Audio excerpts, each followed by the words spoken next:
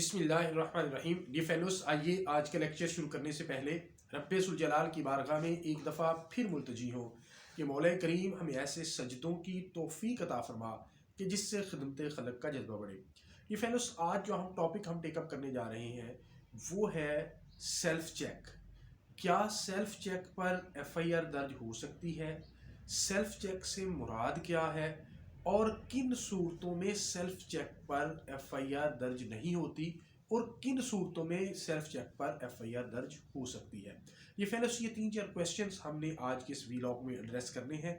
लेकिन इससे पहले कि मैं इसकी तफसीलात की तरफ बढ़ूँ, 2 जजमेंट्स आप ज़रूर नोट डाउन कर लें ताकि कल को आपको बवक्त ज़रूरत काम आ सके। पहली जजमेंट है 2022 LHC 104 और दूसरी है 2023 LHC 6808। एक गालबन जजमेंट है असजद जवेद गुराल साहब की और दूसरी जजमेंट है तारक सलीम शेख साहब की। दोनों जजमेंट्स जो हैं वो high court, Lahore high court की वेबसाइट पर मौजूद है। डिफेलोस, पहले अगर सेल्फ चेक को समझ लें कि सेल्फ चेक है क्या। डिफेलोस, मैं आपकी सहूलत के लिए ये चेक मैंने लिया है, ये ज़रा सेल्फ चेक को गौर से देखिएगा और बिलखसूस 2 चीज़ें जो मैंने हाईलाइट की हैं इनको देखिएगा।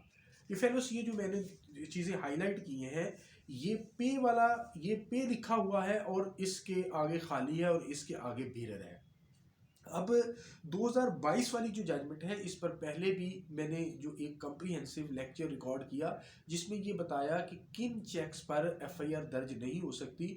उनमें एक सेल्फ चेक का भी जिक्र किया कि सेल्फ चेक अगर हो तो एफआईआर दर्ज नहीं हो सकती। उस वक्त तक honourable Lahore high court Lahore की जो लेटेस्ट जजमेंट आई थी वो 2022 LHC 104 थी।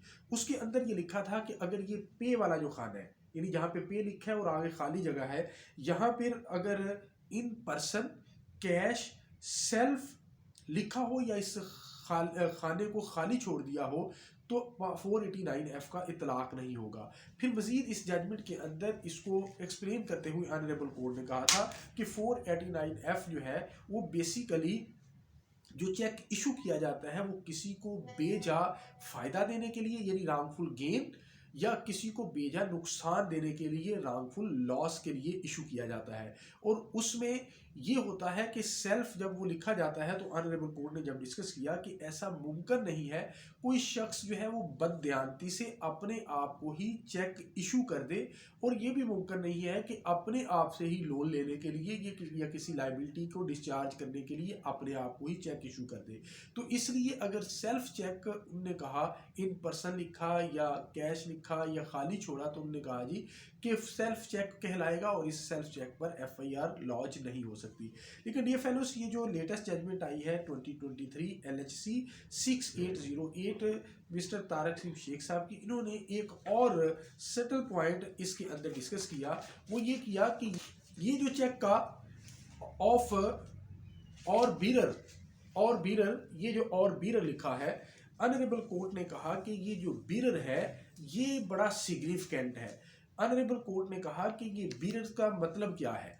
बीरर को बयान करते हुए कहा कि bearer means a person who by negotiation comes into possession of a negotiable instrument which is payable to bearer. यानी बीरर का मतलब ये है कि वो शख्स जो निगोशिएट करने के बाद इस इंस्ट्रूमेंट की पोजेशन में आ जाता है और फिर जो पेएबल टू बीरर होता है यानी जो होल्डर यानी जिसकी पोजेशन में वो चेक है वो फॉर द टाइम बीइंग उसका होल्डर बन जाता है और उसका मतलब होता है ये इसको पे जाने किए जाने हैं। Negotiation can be by delivery section 47 negotiable instrument act का और endorsement section 48 a cheque payable to the bearer can be negotiated through simple delivery whereas one payable to order requires endorsements. Thus a bearer check has an independent legal standing and identity and doesn't depend on any endorsement for its validity. Linking its validity and independent status with any positive endorsement is inappropriate. Honourable court ने एक point ये raise किया, कहा कि अगर ये जो bearer लिखा है जिसका मतलब है होल्डर, तो अगर इसको स्कोर ऑफ नहीं किया गया, अगर इसको क्रॉस नहीं किया गया तो फॉर द टाइम बीइंग वो शख्स इस चेक का होल्डर हो जाएगा और वो पेएबल टू दैट होल्डर या बीरर हो जाएगा। और ऑनरेबल कोर्ट ने बड़ा कैटेगोरिकली ये बात लिखी कि अगर पे वाले खाने के अंदर बेशक सेल्फ लिखा हुआ है, कैश लिखा हुआ है, इन पर्सन लिखा हुआ है, लेकिन अगर बीरर को क्रॉस नहीं किया गया तो फिर भी इस सेल्फ चेक पर जो है वो एफआईआर लॉन्च हो सकती है।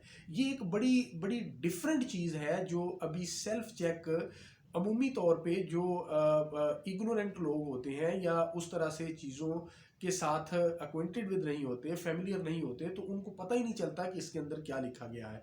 तो ऑनरेबल कोर्ट ने ये एक बड़ी उन लोगों के लिए खुशखबरी है कि जिनको सेल्फ चेक डिसीटफुली दे दिया गया लेकिन उसके बीरर को क्रॉस नहीं किया गया, तो अब ये उनके लिए अच्छा मौका है कि एफआईआर लॉन्च करवा सकते हैं।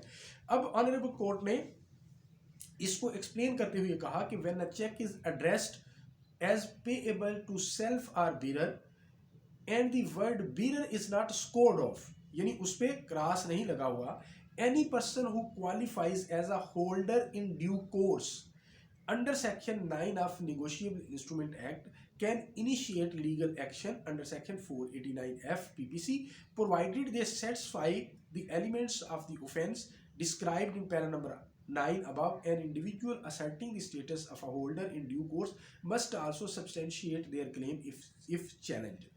अब एक बात तो उन्होंने कैटेगोरिकली हेल्ड कर दी कि अगर वो बीरर जो है उसको स्कोर ऑफ नहीं किया गया, क्रॉस नहीं किया गया, तो with the passage of time या in due course of time वो होल्डर ऑफ द चेक बन गया और इस चेक की बुनियाद पर वो लीगल प्रोसीडिंग इनिशिएट कर सकता है। लेकिन साथ ही उन्होंने कहा कि पैरा नंबर 9 के अंदर जो प्री रेक्विजिट्स दिए गए हैं उसको उसने पूरा करना होगा। अब प्री रेक्विजिट्स वही हैं जो 489F के अंदर दिए गए हैं कि उसने, ये मैं आपके सामने रीड आउट कर देता हूँ। Section 489 of PPC should be interpreted following the principles outlined above. This provision doesn't apply to every issuance of a dishonored check. The foundational elements to constitute the offence are: the check was duly issued, number 1; it was issued with dishonest intent, number 3; it was issued towards repayment of a loan or fulfillment of an obligation, number 4; it was dishonored on presentation। ये वही चीज़ें हैं जो 489F के अंदर लिखी हुई है। इन ब्रीफ जो टोटल सम एंड सब्सटेंस है इस सारी जजमेंट का वो ये हुआ कि अगर आपको सेल्फ चेक मिला है और उसके बीरर को क्रॉस नहीं किया गया तो उस पर लीगल प्रोसीडिंग हो सकती है। लेकिन 489F के अंदर जो दिए गए प्री रेक्विजिट्स हैं कि चेक इशू हुआ, डिसऑनेस्टली इशू हुआ, अगेंस्ट द लोन या payment, against the payment of loan हुआ या किसी डिस्चार्जिंग ऑफ लाइबिलिटी के हुआ, अगर आप ये फुलफिल कर देते हैं तो इस पर एफआईआर लॉन्च हो सकती है। Thank you so much.